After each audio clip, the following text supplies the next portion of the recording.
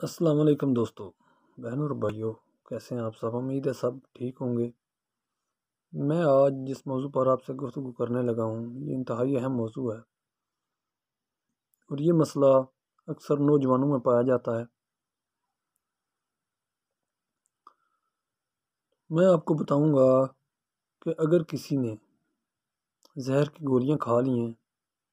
تو ہمیں فوری طور پر کیا کرنا چاہیے کہ اس کی جان بچ سکے۔ اور اگر آپ نے ابھی تک میرا چینل سبسکرائب نہیں کیا تو یہ چینل سبسکرائب کر لیں تاکہ مزید آنے والی ویڈیو آپ تک پہنچ سکیں۔ مدح زہر کے اخراج کے لیے فوری طور پر جتنی جلدی ممکن ہو کوشش کی جائے گی کہ معدے کو دھویا جائے اور مریض کو قے کرنے پر مجبور کیا جائے گا، اور کوشش کی جائے گی کہ زہر کے اثر کو کسی طرح کم کیا جائے۔ بعض صورتوں میں ہم اس کے اثر کو کم کرنے کے قاصر نہیں ہوتے۔ اگر کسی نے کوئی تیزاب نگل لیا ہے، کوئی پٹرول پی لیا ہے، اس طرح کا کام ہو گیا ہے تو اس کو ہم الٹی کرنے پر مجبور نہیں کریں گے۔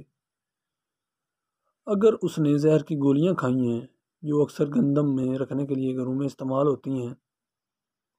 اور آسانی سے تقریباً سٹوروں سے مل بھی جاتی ہیں، اگر مریض بے ہوش ہو گیا ہے تو اس کو پھر ہاسپٹل ہی اس کا بہترین علاج گاہ ہوتی ہے، کیونکہ اس کے علاوہ اس کے اندر ہم کسی طرح بھی کوئی چیز داخل نہیں کر سکتے۔ اگر مریض ہوش میں ہے اور وہ آپ کے ساتھ کوآپریٹو ہے، تعاون کر رہا ہے، اور آپ کوشش کریں کہ کسی طرح اس کی جان بچ جائے، اور اس کے لیے چند چھوٹی چھوٹی ٹپس ہیں جو میں آپ کو بتاؤں گا، اور وہ آپ ان پر عمل درآمد کر کے اس کی زندگی کو محفوظ بنا سکتے ہیں۔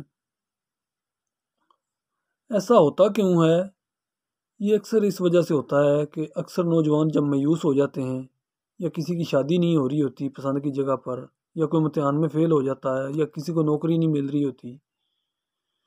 تو لوگ اس طرح کی حرکتیں کرنے پر مجبور ہو جاتے ہیں۔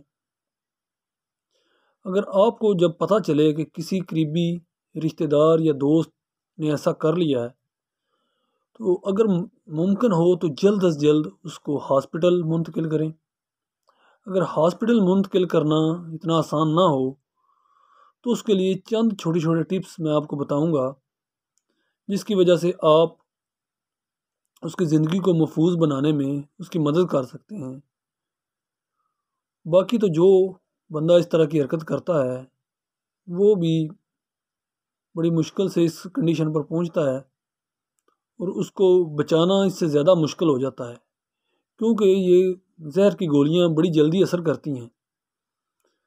اگر معدہ بندے کا خالی ہو تو یہ اور بھی زیادہ اثر کرتی ہیں۔ اگر آپ کے پاس گھر میں کچھ بھی نہیں آپ کو مل رہا، آپ کو سمجھ نہیں آ رہی کہ کیا کریں، ہم کیا کریں، آپ بھاگیں دوڑیں گے، آپ کے گھر میں نمک ہوگا، اس کو پانی میں گھولیں اور جتنا ممکن ہو اس کو پلا دیں،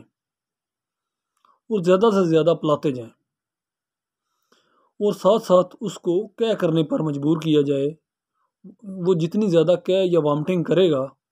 اس کے اندر سے گولیاں باہر نکل آئیں گی۔ اگر اس طرح بھی وہ مسئلہ حل نہیں ہو رہا تو ہم مزید کوشش کریں گے کہ کسی طرح اس کو جلد از جلد اس کی تکلیف کو کم کیا جائے، اور اس کے لیے ہم اگر وہ نمک والا پانی بھی اندر نہیں جانے دے رہا یا نہیں جا رہا تو ہم اس کو سادہ پانی دیں تاکہ کسی طرح اس کا معدہ فل کر کے اس کو الٹی پر مجبور کیا جائے۔ اگر اس طرح کا کام کرنے سے مسئلہ حل نہیں ہو رہا، الٹی نہیں آ رہی، تو پھر ہمارے گھر میں کھانا پکانے کا تیل یا گھی موجود ہوتا ہے،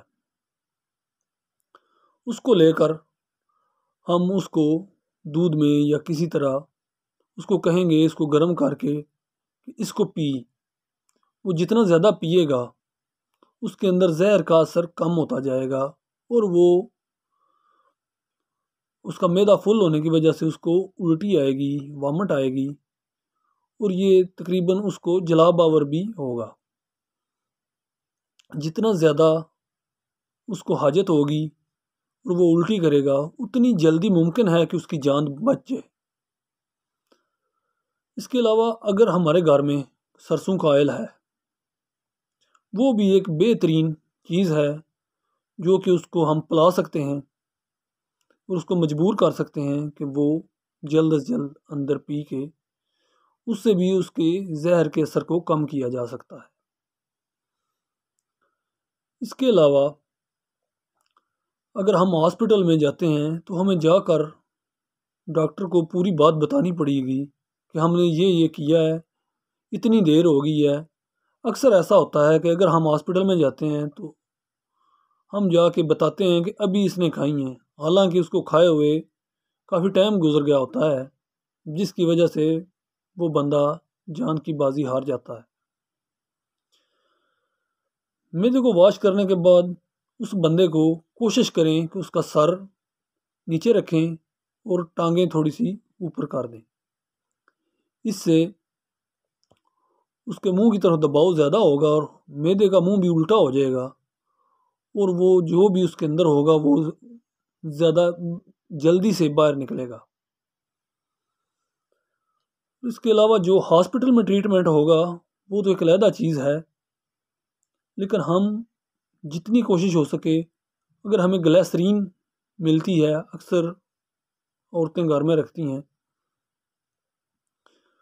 وہ ہم اس کو پلا سکتے ہیں۔ لیکوڈ پیرافین ایک محلول ہوتا ہے، وہ بھی ایک بہت اچھا جلاب آور ہے۔ اگر ہمارے پاس کوئی اس طرح کی اور ادویات ہیں جلاب آور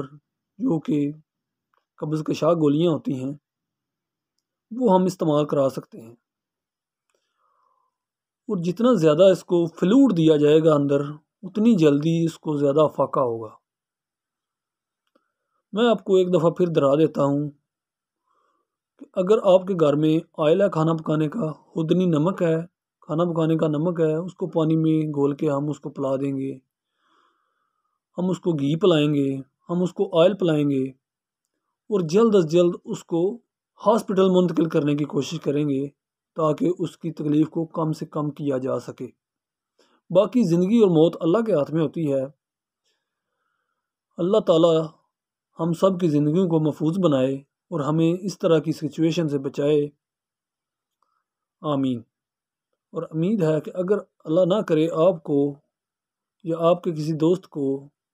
اس طرح کا کوئی مسئلہ پیش آئے تو آپ ان تجاویز پر عمل کر کے اپنی یا اپنے دوستوں کی تکلیف کو کم کر سکتے ہیں۔ شکریہ۔